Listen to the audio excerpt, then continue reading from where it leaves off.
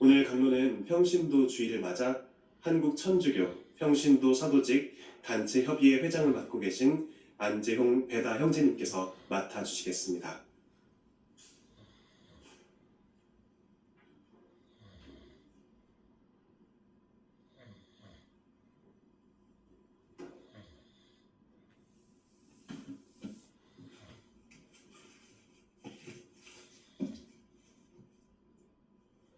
오늘은 10월 7번째 맞이하는 평신도 주일입니다. 평신도는 하느님의 구원 계획이 모든 시대의 모든 사람에게 원리가 닿도록 노력해야 할 빛나는 집을 짓고 있습니다. 이에 따라 오늘 우리는 자신에게 주어진 교회의 사명을 수행하는, 특히 온 세상에 복음을 선포하는 살아있는 도구이며 증인이라는 사실을 되새겨야 하겠습니다. 평신도 주일을 맞아 2025년 우리가 생각하며 이행해야 할 세 가지 사안에 대해 말씀드리고자 합니다. 첫째, 신호도 정신으로 사도직의 소임을 수행합시다. 2021년 10월 10일에 개막된 제16차 세계주교 대의원회의 시노드가 마무리되었습니다. 친교, 선교, 차별을 주제로 한 이번 시노드는 시노드 정신을 살아가는 선교한 교회를 규환하기 위해 성직자, 수도자, 평신도가 모두 초대되었습니다.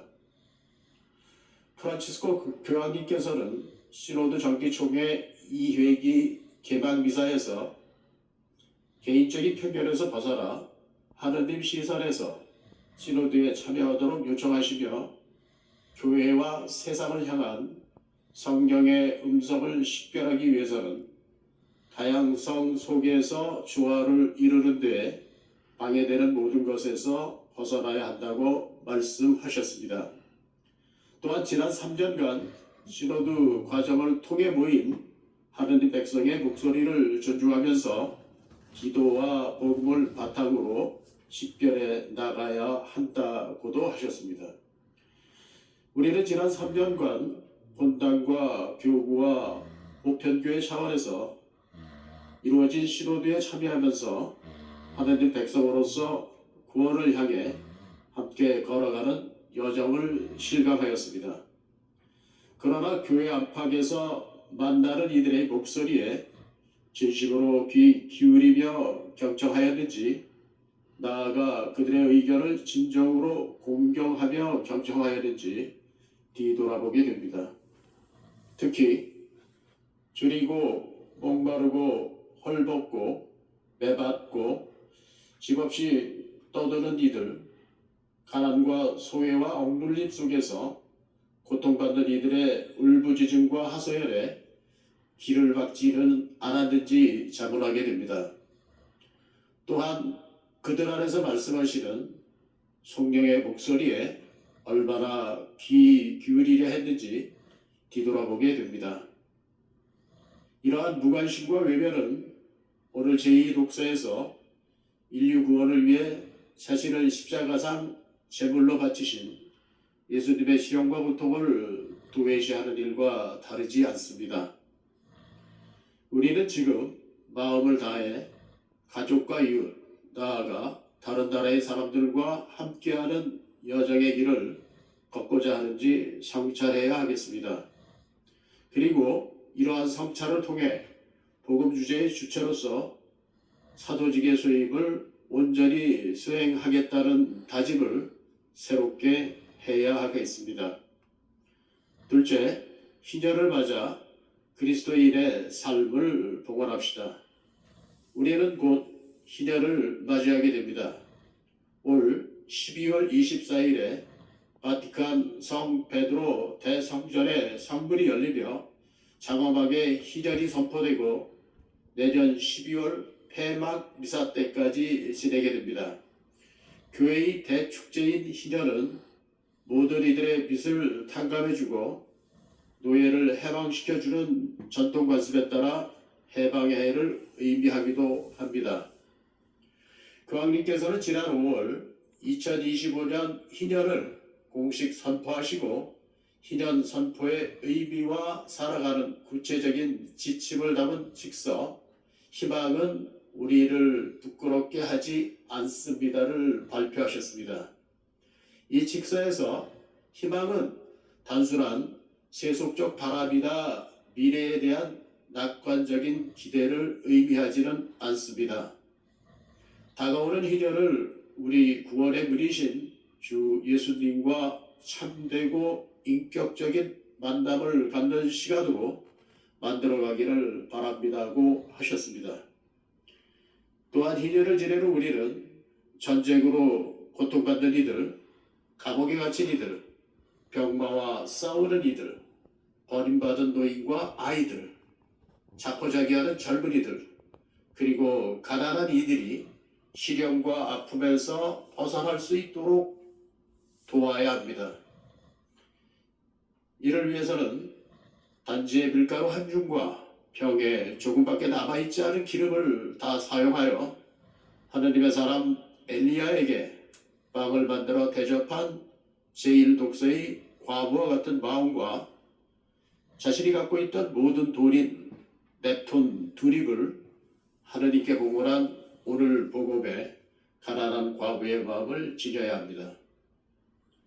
이러한 온전한 봉헌과 자선이야말로 우리의 희망이신 예수님을 언제 어디서나 모든 이에게 선포하는 일입니다.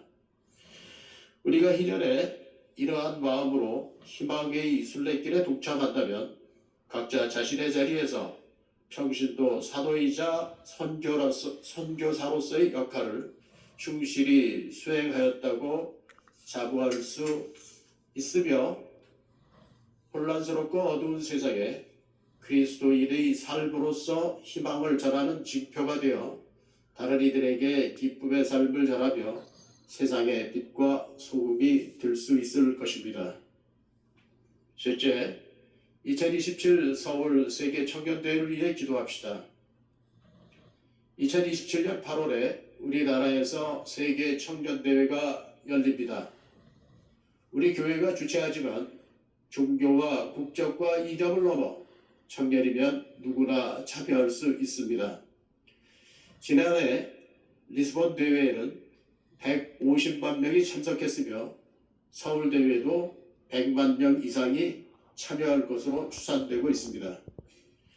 세계의 젊은이들이 한자리에 모여 모두 한 형제와 같이 서로의 고통을 위로하고 공감한 바를 나누며 화해의 장을 펼치며 미래를 그리고 새로운 삶의 가치를 찾게 될 것입니다. 교황님께서는 지난 9월 2027 서울 세계 청년대회 주제어로 용기를 내어라, 내가 세상을 이겼다를 정하셨습니다. 서울대교구에서는 2027 서울 세계 청년대회 성공을 위해 묵주기도 10억 단 봉헌운동을 전개하고 있습니다.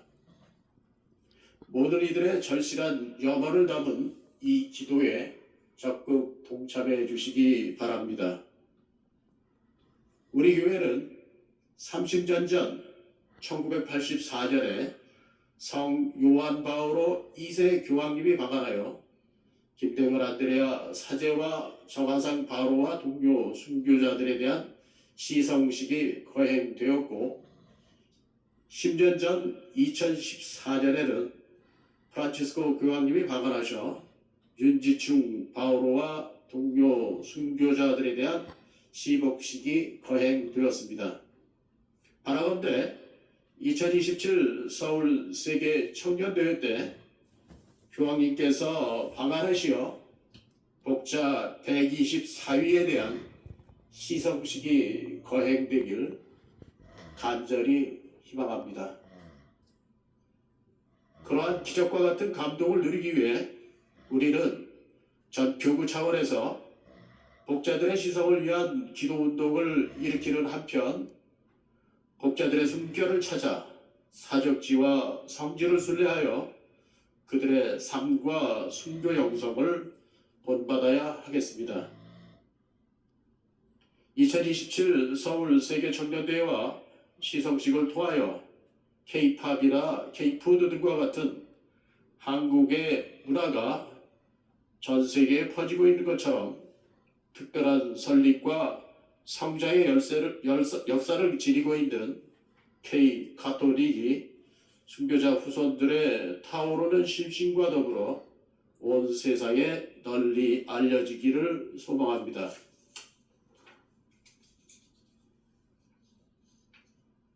사랑하는 교우 여러분, 평신도 주일을 맞아 우리 모두 이번 신호도의 알찬 결실과 다가올 희년의 자비로운 삶, 그리고 2027 서울 세계청년대회의 성공적인 개최를 위해 끊임없이 기도하고 자신의 삶으로서 복음을 선포하는 선교사가 되기로 다짐합시다.